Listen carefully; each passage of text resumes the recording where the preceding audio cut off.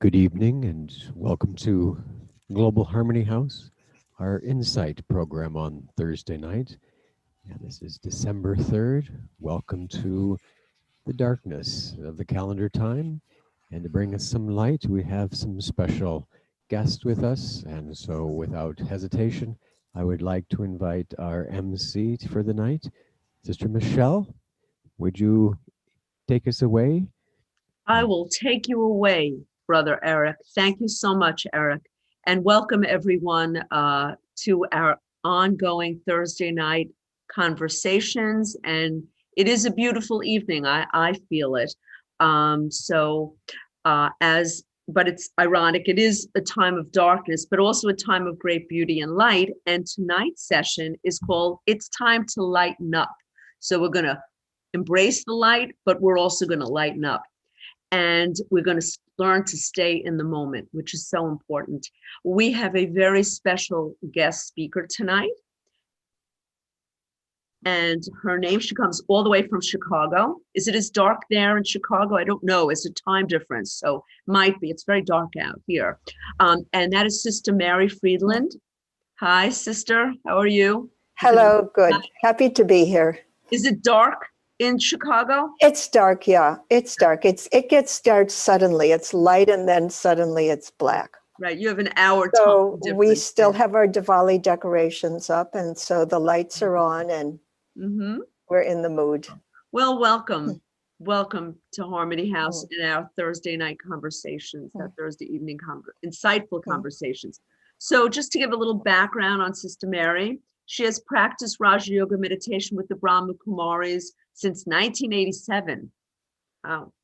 She enjoys experimenting with the principles and methods of Raja Yoga meditation to achieve higher levels of clarity and freedom in her life. Professional, she has worked in the field of education as a classroom teacher, corporate trainer, textbook editor, and yoga instructor. She attended University of Illinois and has a master's in special education from Northeastern Illinois University. And while living in San Francisco, in the Brahma Kumari Center, she was on the staff of the Interfaith Center at Presidio. She currently resides, as we had mentioned, in Chicago and teaches meditation and courses in spirituality throughout the United States. So we're very much looking forward to hearing from you. Welcome again, Sister Mary. Thank you very much for that introduction. I really liked this title of both your theme for the month, which is to be in the moment, and also the title for tonight's program, which is Lighten Up. I had a brother who used to tell me lighten up a lot because I was very intense, and it used to really annoy me because if I could lighten up, I would.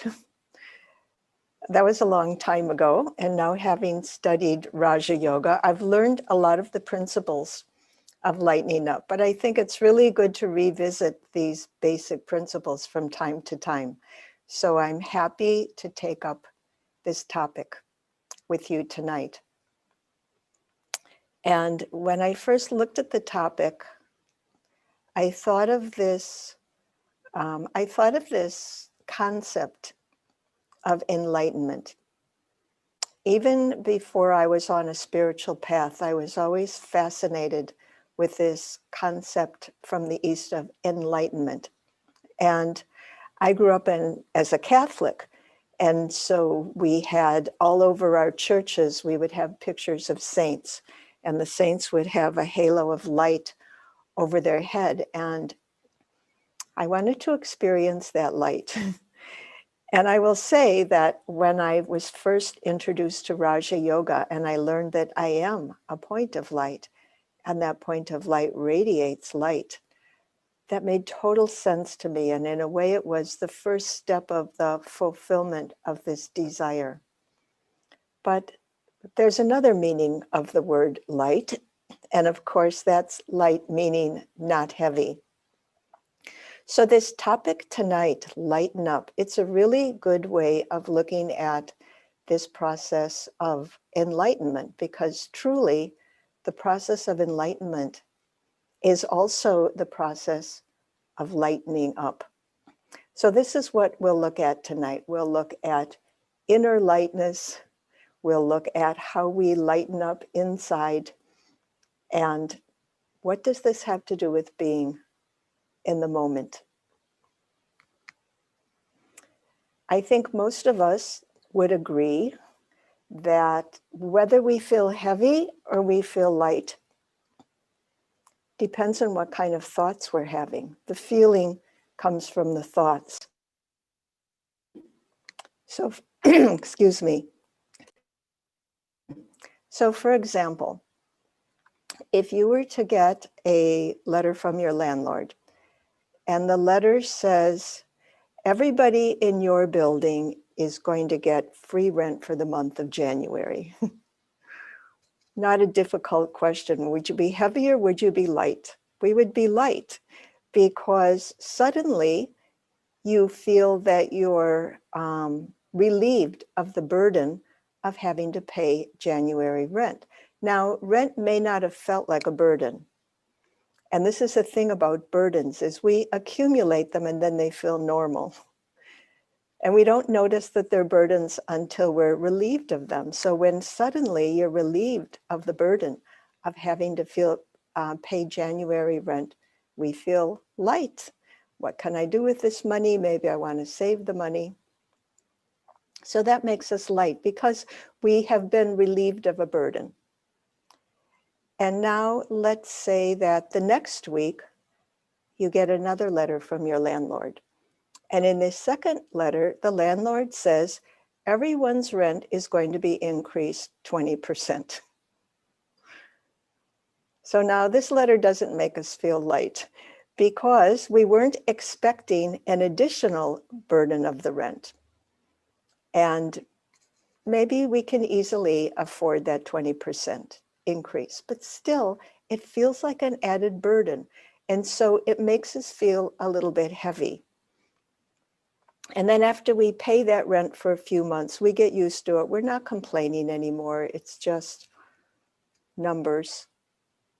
But still that feeling of heaviness remains a little bit.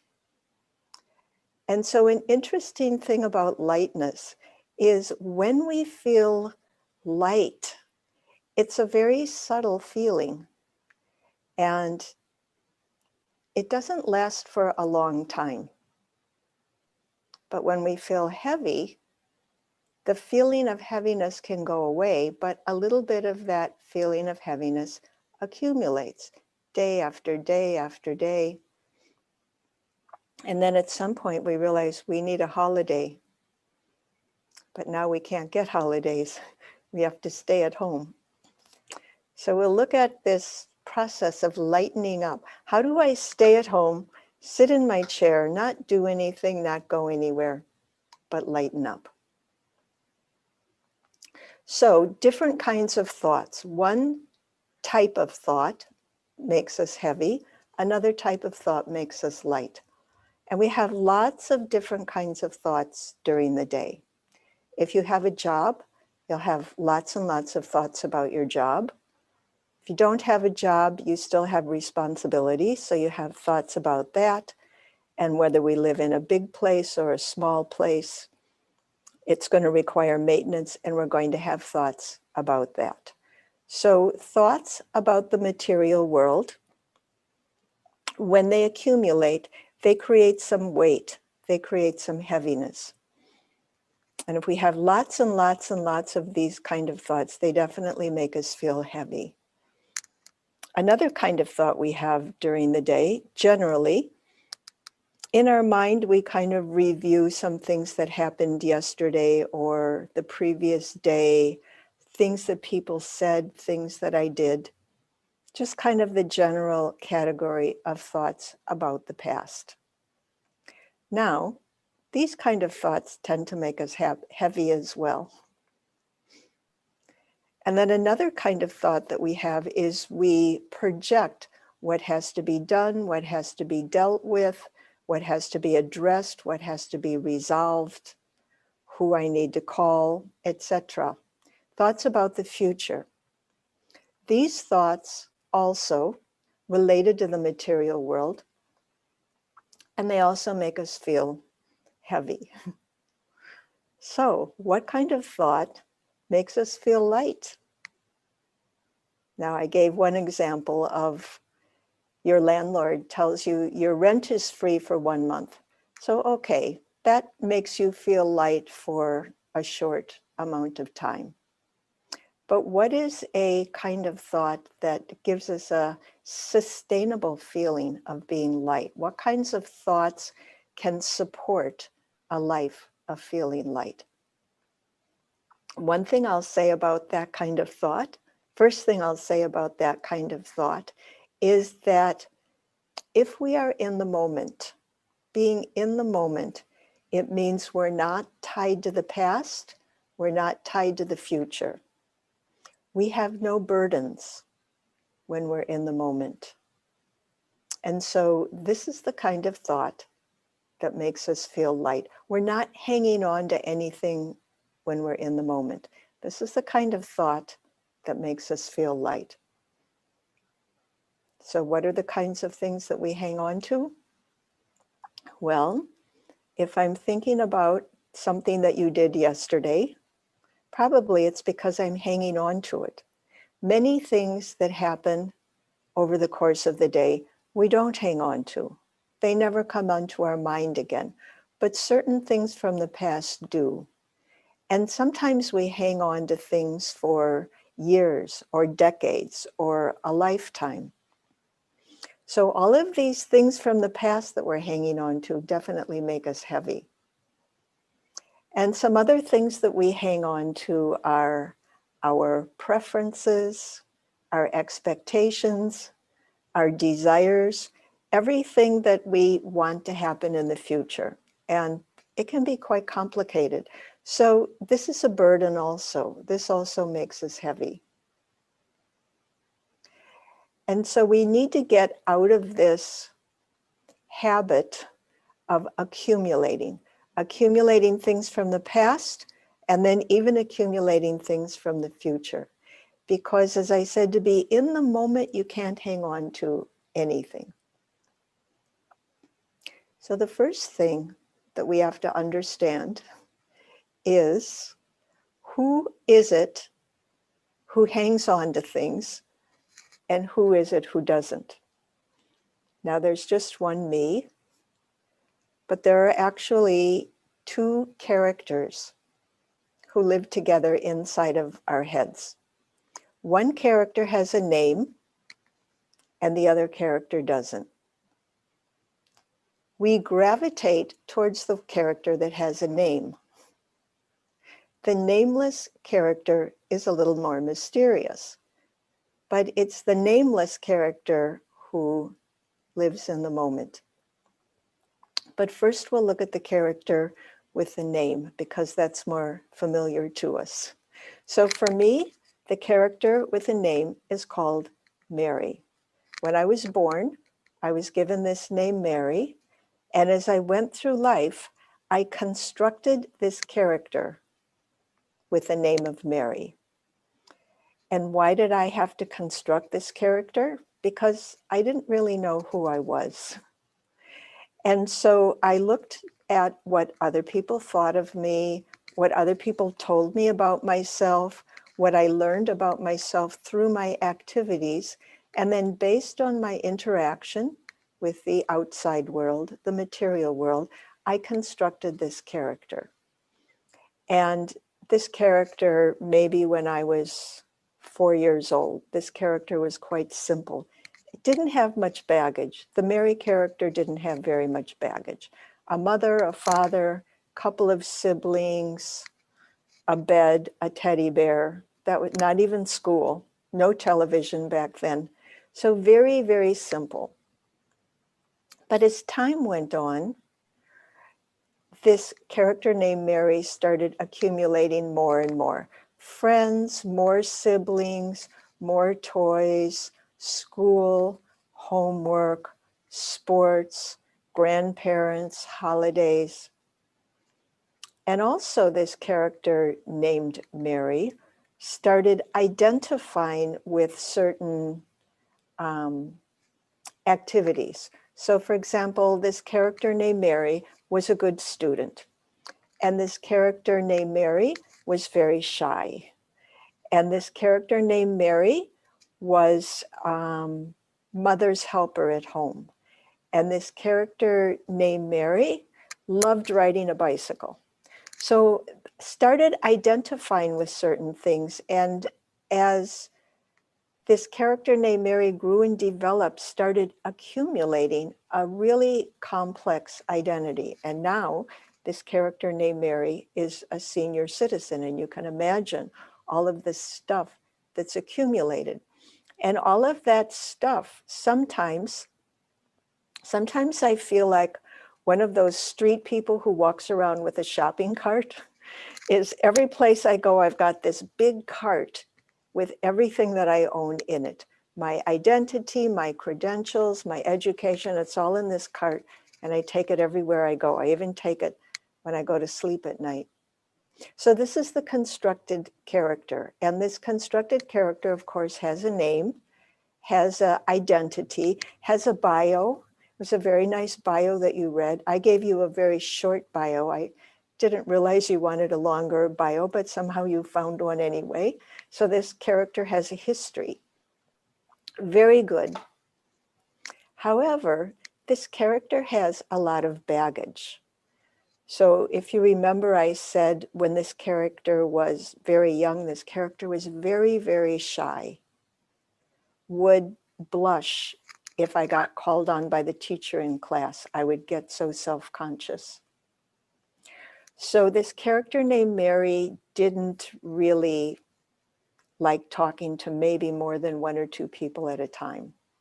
Now, somehow this character named Mary changed the identity, because here I am giving a class now. Life experiences required the character to change an identity.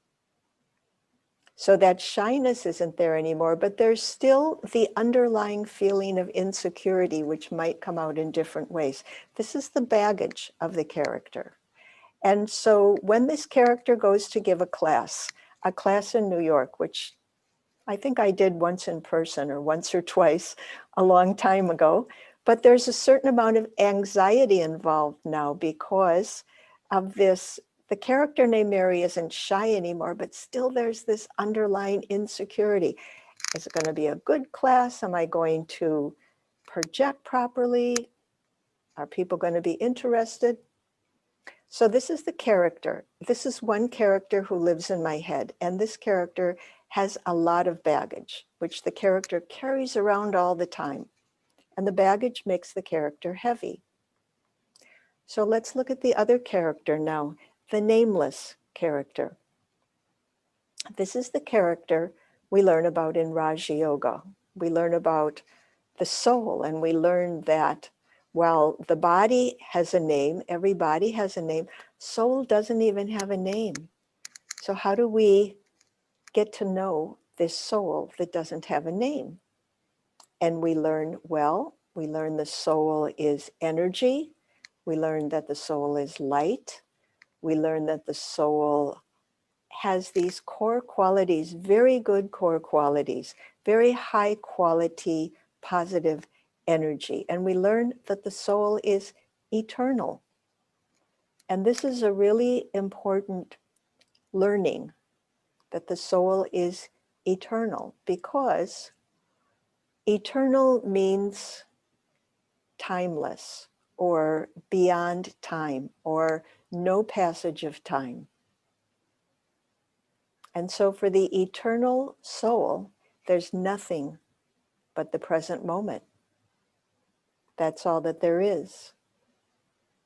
And I think if you were present at the beginning of this program, when there was meditation, guided meditation, and beautiful images and music, that all of these are designed to evoke the awareness or awaken this inner being.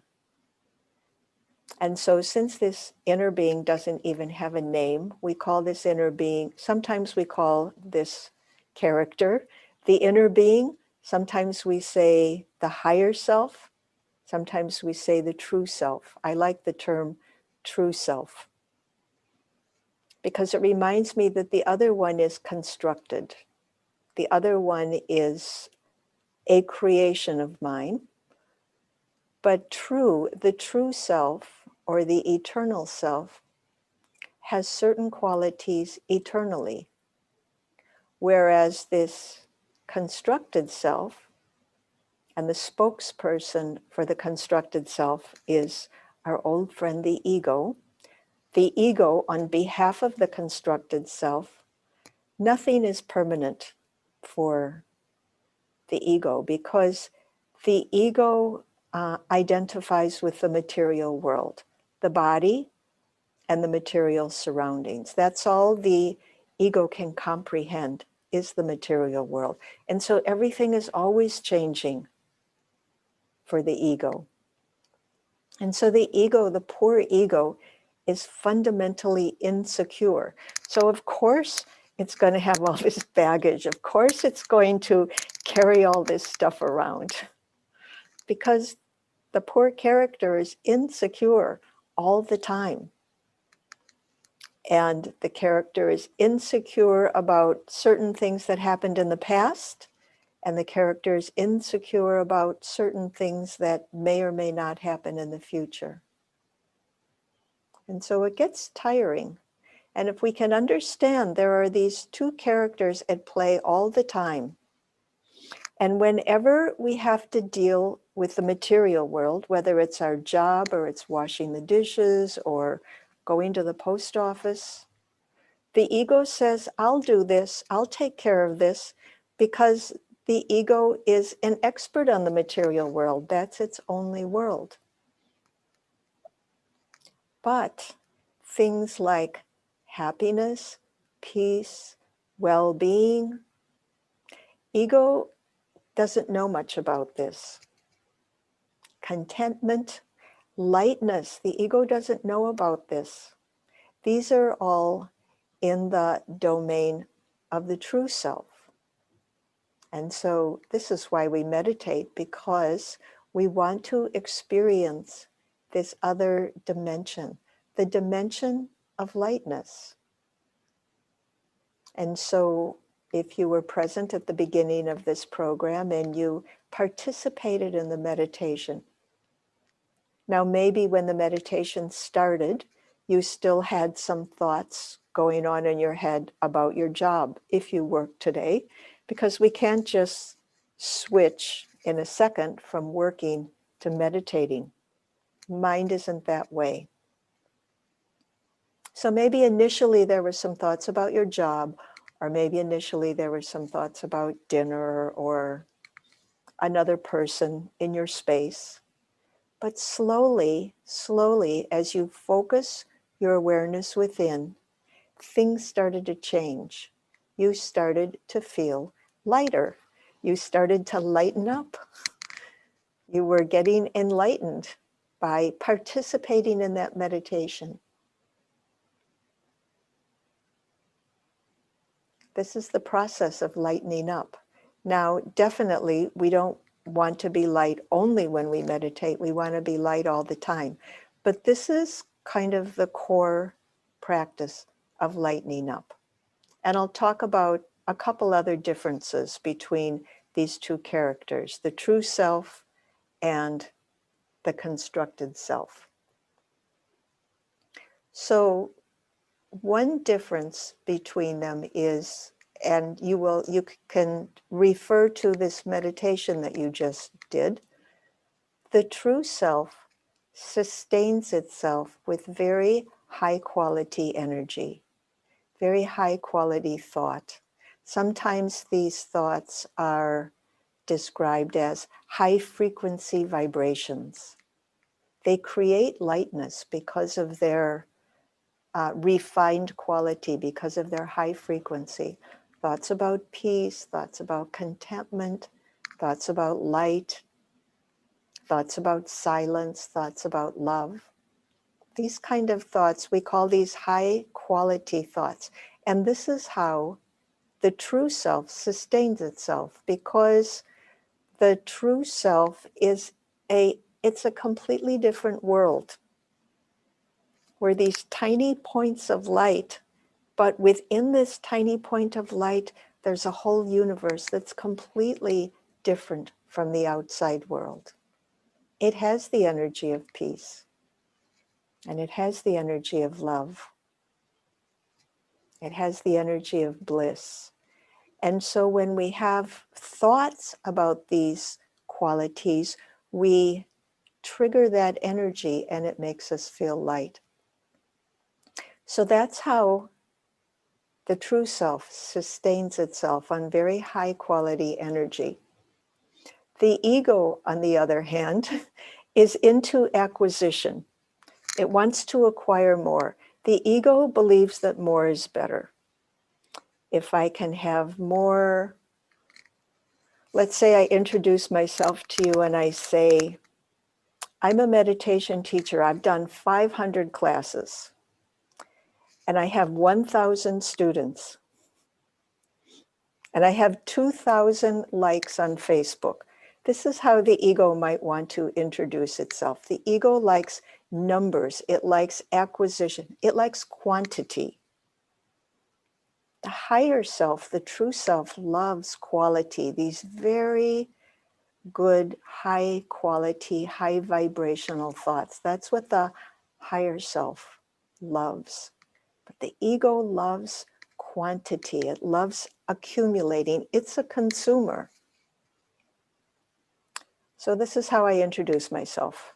500 classes, 1,000 students, 2,000 likes on Facebook.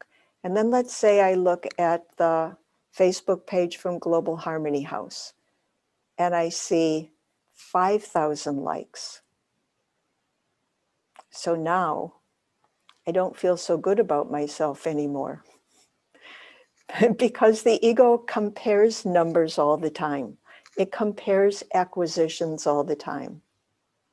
Now I'm ashamed of myself. I've only got 2,000 likes.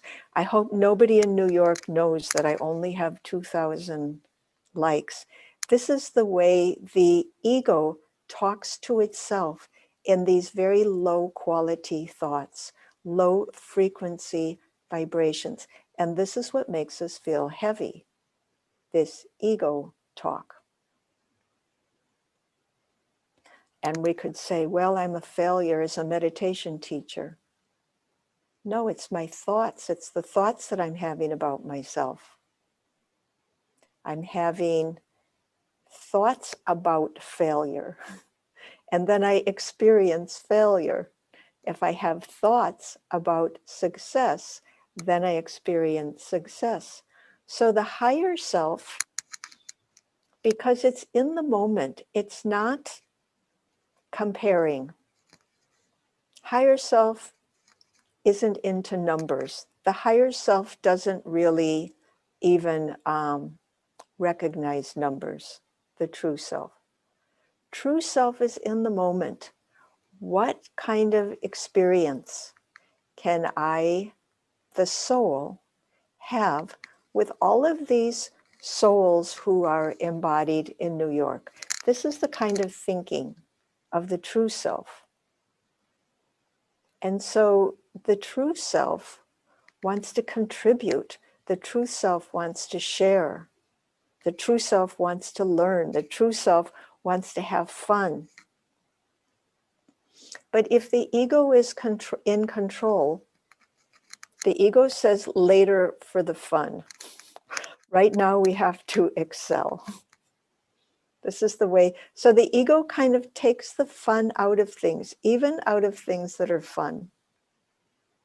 So this is a another difference between the true self and the ego self.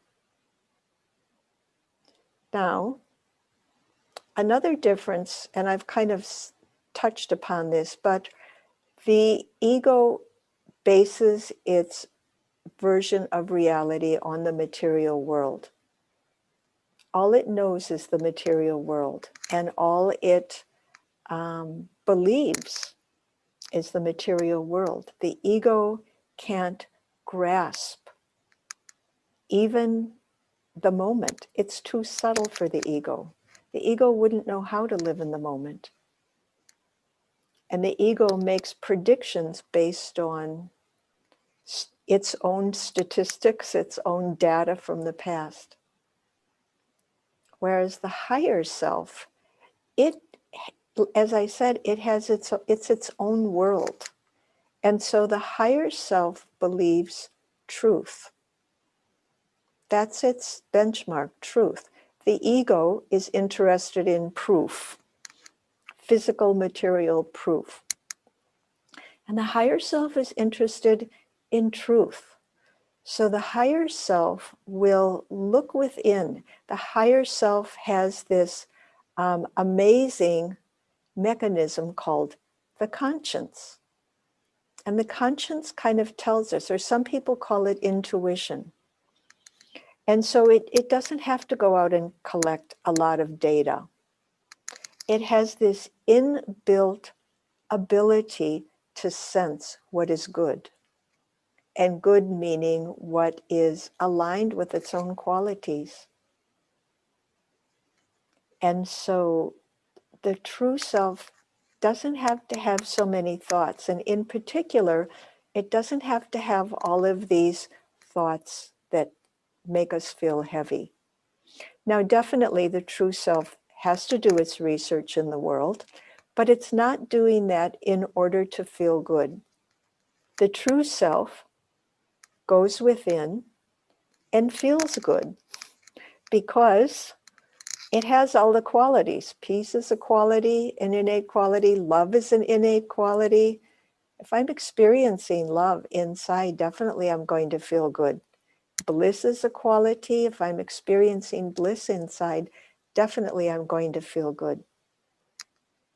So the true self takes care of itself, makes itself well, comes from a place of being well, and then it goes and it brings that wellness into whatever it does. So things can be difficult. People could disagree with me. It might not be an easy day, but if I'm going into the day with my own personal wellness, then I can deal with all of this. And it's not going to get me down, might a little bit, but it's not going to make me heavy at the end of the day. At the end of the day, the true self can say, well, this was a difficult day, but this went well. I learned this. Tomorrow I'm going to do this better. This is actually the reason why we meditate in the morning, many of us, right? Because we don't know what kind of day it's going to be. So we fill ourselves with this positive energy so that we can sustain ourselves, create our own goodness, sustain our own wellness during the day, and not be dependent on the outside world, which is what the ego is. The ego is dependent. The ego doesn't create its own wellness. The higher self is a creator. The ego is a consumer. So the ego is going into the day preparing to do everything very well. But the ego will need a certain kind of result, and then that result will give him a sense of well-being. The ego depends on results for its sense of well-being. It consumes well-being. So, very different sources of information, right? The ego is getting its information, getting its wellness out there where everything is changing, nothing is predictable. It's trying to control it all, but it really can't. And then the true self is looking at this um, this eternal resource bank of good qualities which never go away. They're always there. And that's how it creates its well-being. So we're looking at these two characters who have very different views of the self, of life, of the world. So we can see sometimes, we can see this is a real odd couple, right? The true self and the ego, a real odd couple. You wonder how they can even live together in the same space. And of course, sometimes one predominates, sometimes the other predominates, and sometimes real disagreements emerge. Which direction should I go? Sometimes we get paralyzed by indecision. But another thing that can happen is the ego, when a disagreement arises, remember the ego needs to control. And so the ego speaks loudly, or the ego might just keep repeating things endlessly, or the ego might collect even more data, even more evidence to promote its point of view. And the true self speaks very, very quietly. And in order for the true self to be heard, there has to be inner silence. And this is another reason we meditate, so that we can stop all this noise and hear the true voice of the inner self. So how do we lighten up? Because many of us have demanding jobs. Life in general is demanding. It's very complex. It's expensive. Lots of people who we have to please. So how do we lighten up? The first step in, of course, one thing that we can do is, let's say I'm having heavy thoughts. I had some heavy thoughts because I need something done on the roof and of the building, and I've contacted some people for an estimate, and for some reason nobody wants to make an estimate. So the ego, which is fundamentally insecure, says, well, the reason they don't want to make an estimate must be because this is a really dangerous and risky job and nobody's going to want to do this job.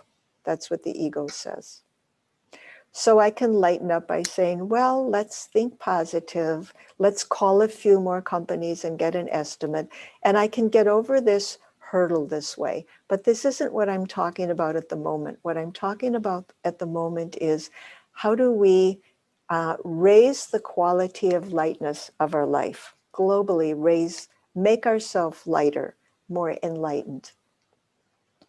So there's a few steps to this, 4 steps. The first step is to notice where my thoughts are coming from, and do this on a consistent basis. Remind myself every now and then, where are my thoughts coming from? Are these thoughts coming from the true self, or are they thoughts from the ego, which is representing this material being, the constructed Mary? Where are the thoughts coming from? And sometimes it's difficult to know, but one clue which I use is, are my thoughts about my possibilities, or are my thoughts about my limitations? And if I'm over focusing on my limitations, or the limitations of the world, or what's never going to work, or what is too expensive, if I'm focusing on this level, it tells me these thoughts are coming from the ego. If my thoughts are about my possibilities, well, what if we tried this? What's another way that we could do this? here's a good quality that we could put into this situation. What's another quality that I could combine with this quality for better success? These are the kind of thoughts that the true self has. The true self sees possibilities. The ego self sees limitations. And it's the reality. They inhabit different realities. The true self in reality has endless possibility. And the ego is limited to what it has experienced in the past. So this is the first step. I have to notice where my thoughts are coming from. And then, if I notice that my thoughts are coming from the ego self, as I did recently when I was thinking about this roofing job, then I have to get myself out of that mode of thinking. Frequently, we quote Albert Einstein saying, "You can't solve a problem from the same consciousness that created it." And so definitely the ego consciousness is very good at creating problems, and the true self consciousness is good at solutions. So I realize this, that I'm experiencing life to be a problem. Got to go to the other consciousness. So a very simple phrase, such as, I am a peaceful being. Sometimes I say this to myself. Sometimes I say Om Shanti, which means the same thing. And I say it maybe a few times because this takes me now into the moment. If I'm thinking these pessimistic thoughts, I'm surrounded by all of this baggage from my past, basically. Why would I have pessimistic thoughts? I've never even had this kind of a situation before. There's no need to, I have no experience. But all of this baggage from the past is weighing me down and making me heavy. So I've got to get into the moment. I am a peaceful soul. Pause. Feel the peace. Slow down. Take a couple of deep breaths. I am a being of light. It just takes maybe 1 minute. It might seem like a long minute, but it puts me in the moment. It takes me out of the past. And actually, all that's real is the moment. And then I can say, okay, now that I'm in the moment, what kind of moment would I like to create? I can create a joyful moment. I can create a contented moment. I can create a encouraging moment. Whatever kind of moment I want to create, I say that word and let myself experience it. Now I'm in the moment a little bit longer. Tranquil moment, happy moment. So in that, I call it an intentional moment. It is my intention that this moment be tranquil. Let myself experience some tranquility. And then, just 1 minute maybe, then hold that intention, hold that feeling, hold that being in the moment, and then go back to this roofing situation and do what you have to do. But do it with the awareness that lightness, first of all, lightness is an intrinsic quality of the soul. So I always have the option to be light. And the second thing is lightness is a choice, but I have to actively make the choice. I have to reject heaviness. I have to choose lightness, choose to connect with that energy. And the third thing is that lightness is going to come from being content.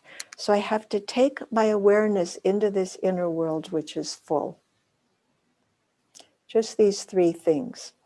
And another practice which helps me stay light is the practice of appreciation. Appreciate that everything happens, everything that happens, there is potential for growth, potential for learning, potential for benefit. And we'll have a little meditation experiment on this process of lightness in a few moments. But I think there are some questions maybe. So at this point, I will stop speaking and see if we have any questions. Yes, well, thank you so much, Sister Mary. That was just a thumbs up, two thumbs up. A lot of good nuggets. It's kind of like, when you're a prospector looking for gold, sifting among the sand. You gave me quite a few nuggets. I took some notes that I am going to use because a lot of this seems so subtle, but you were able to put it into very practical form. And it's funny when you mention that you have a brother that told you to lighten up. Maybe we have the same lokic brother, because I had a brother as well, and he actually lived in Chicago, who also used to say that I was intense and high strung. Mhm. And I thought at that time it was baked into me. In other words, that I was hardwired for that. But through practice, I don't think he'd recognize me now. He's passed on. But, you can make choices if you work at it. So people notice. So I thought that was a lovely story because we had the same. Yeah, same maybe everybody has a brother like that. Yeah, but I And love God bless those brothers. exactly. Every once in a while I do get excited, but it comes from a different place. That passion. It's, I am, Yeah. but it's not as high strung. I'm kind of light. I am a little lighter. So, but it takes work, but it's good work. So there are a few questions, and actually I'm happy to say one of the questions ties into some of my questions that I had. And one of the questions from the audience was, how do you deal with the fear and anxiety around people? You spoke a lot about situations, and it was very compelling and helpful. But I think what I'm hearing from some of the questions, it seems to center on relationships and people that we meet. So how would you deal with fear and anxiety around people? Is it the same mechanisms? Can you speak to that? Yeah, so I would say it's the same mechanism in that the basis of it is this insecurity that we have developed over life because we haven't always been able to meet expectations. And sometimes the fear and anxiety, I know I've felt intimidated by people and had a lot of fear and anxiety about those people and wanted to avoid them actually because of that intimidation. And so part of it has been dealing with my own feelings of insecurity and realizing that the majority of what's going on is I am having to deal with my feelings from the past. It's not what the other person is doing. It's how I'm responding to it. And the other part of it is what we call this practice of soul consciousness. And when I'm avoiding a person for any reason, whether I feel intimidated by that person or whether I feel that person is deceitful or I feel that person is boring, whatever it is, I practice seeing that person as an elevated soul. And in my meditation, I give that soul, I see the soul first of all, and I give the soul respect and regard, respect and regard, respect and regard. And then the next thing that I have to invoke is the quality of humility, because whether I feel intimidated by a person or I feel superior, it's the same thing, it's arrogance. And so I invoke that quality of humility and again, along with the respect and regard. And then I see myself cooperating. And I just tell myself, the most important thing for me at this moment is to be able to feel a connection with this other soul. And there's a resistance inside. There's a like, no, I don't want to connect because I might get hurt in some way. And so it takes courage. it takes courage, but also in this state of mind that we call soul consciousness in the Brahma Kumaris, it's all about exchanging spiritual energy. And ultimately, what satisfies the soul is living according to his own truth. And if I ever want to feel good about myself, that's what I'm going to have to do. Mhm. I think you answered the next question because it was almost like a part B. I don't know if it's the same person that asked, but I think your last statement just answered it. But I'll just, because they asked, how do you deal with what others think of you? And that, I think you without knowing, I think you kind of answered it, that what, Yeah, be sure of yeah, yourself and it's, to go, yeah, not to have the ego answer for you, but to go back to your true self, and that will fill you and you will feel that contentment and that self-esteem. It's there. It's the others. It's the other world that makes you feel less, or that others are looking at you based on perhaps data. As you said, I love that data that the ego is constantly tattling, but half the time the data is incorrect. It's at not least half. data. It's your data. Right, right. With Yeah. your prism. So if you'd like to speak to that, how do you deal with what others think of you? Yeah, and I will say that's a really big issue. And even though I've been meditating for 33 years, I still experience that. And it was kind of funny today. I had a class at noon, and it's one that I do every day at noon. No big deal. But when I thought of this class, with all of these souls in New York who I don't know, I had this came up again. Well, what are they going to think of me? Will they like me? Am I as good as the We teachers in New like you. We like you. You're okay. You could stay. York? And so, and so I had to realize, it's not about me, actually. There was the topic, and I'm the instrument who was selected for whatever reason to present this topic, and the topic will get presented. Mhm.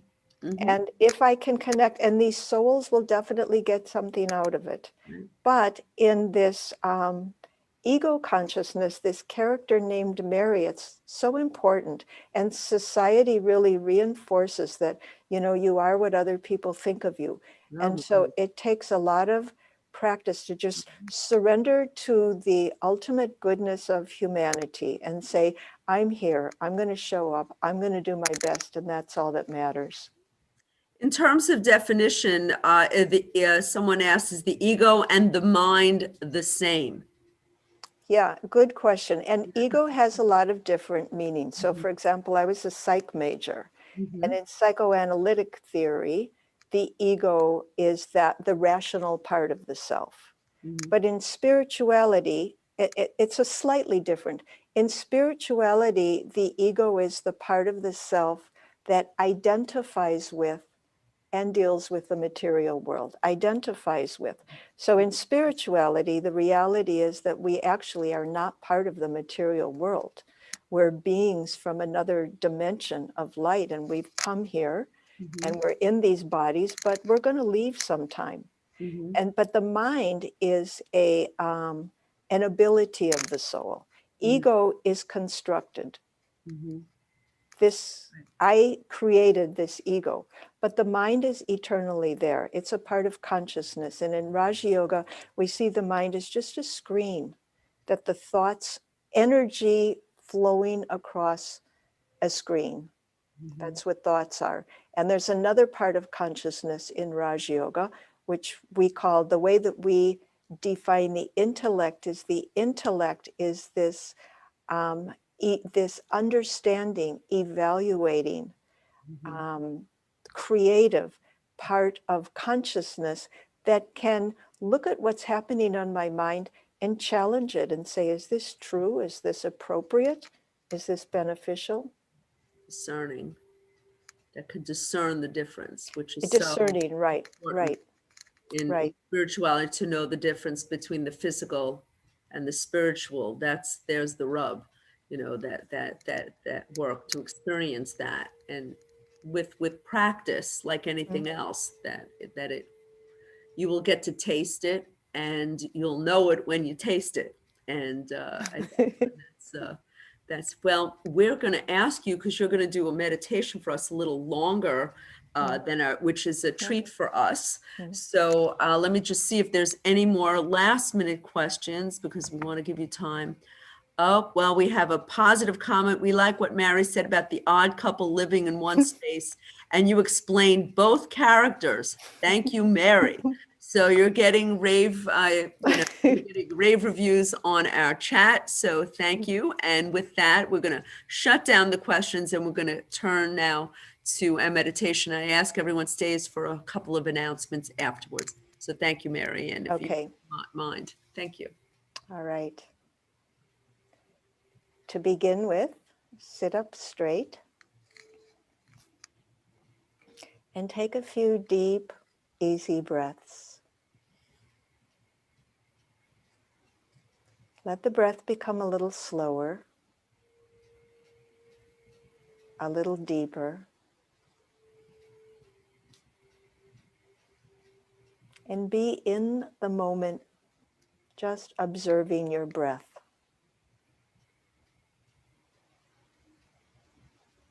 Be aware that you, the conscious being, are observing the body breathing. Just enjoy the observation.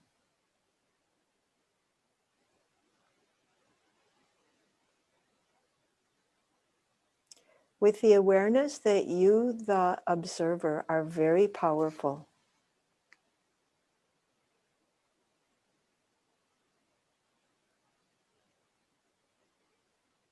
Now, as you exhale, let the body relax.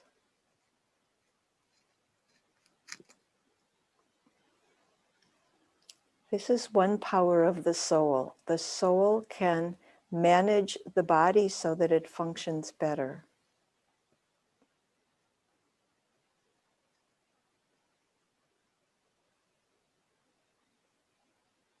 Now, as you exhale, let the mind relax.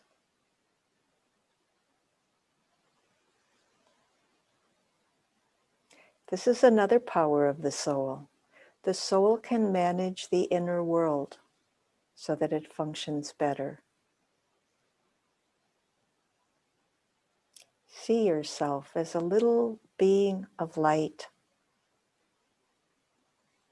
invisible, but definitely there behind the forehead. Tiny being of light. But inside this tiny point of light is an entire world of light.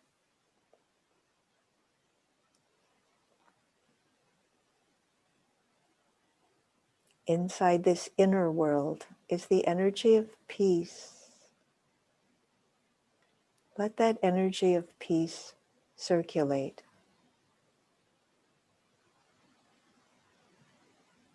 This is a true, innate, eternal energy of the soul. Peace.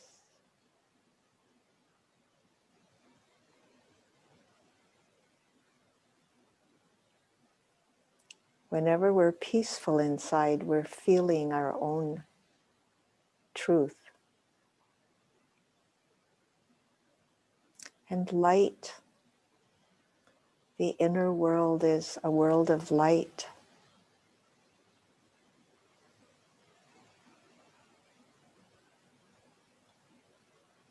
When we experience ourselves this way, it opens up a whole new dimension, a whole vast dimension of light is open to us when we see ourselves as souls.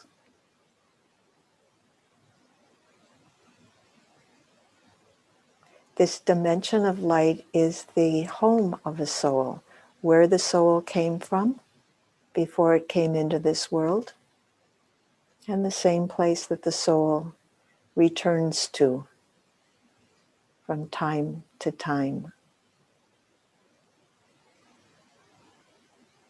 See yourself, just the soul, no body, just a being of light. See yourself in an endless dimension of light.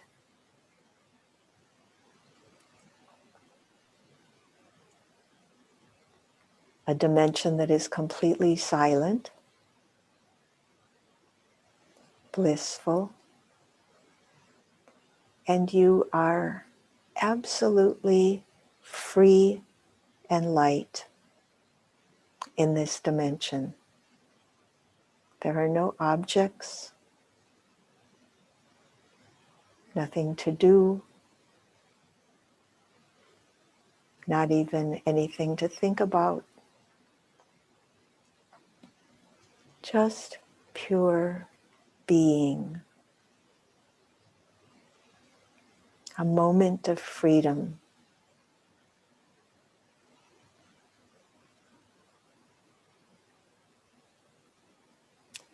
And in this dimension, there is a supreme soul, meaning a soul who never changes. A soul who is never heavy, eternally light, eternally loving, eternally peaceful. So a very charismatic soul, pure soul. And let yourself be drawn towards that being of the purest light.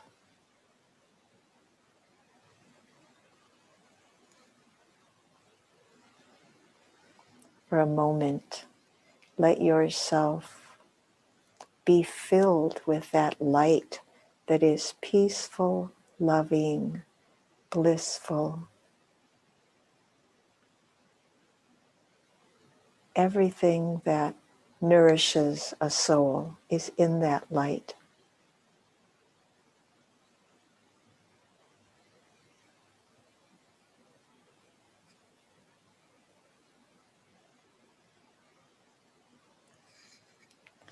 And then bring your awareness back now to this body that you inhabit with a clear awareness that you're not part of the body. You belong to that world of light.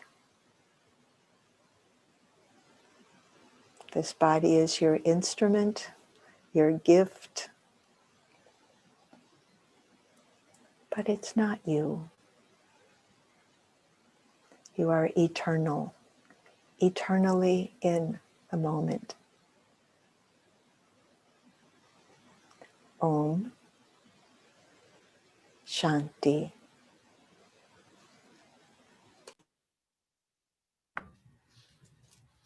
Om Shanti. That was wonderful. Thank you so much. Hope you'll join us again. That was, I didn't want to come back, but all right, I will.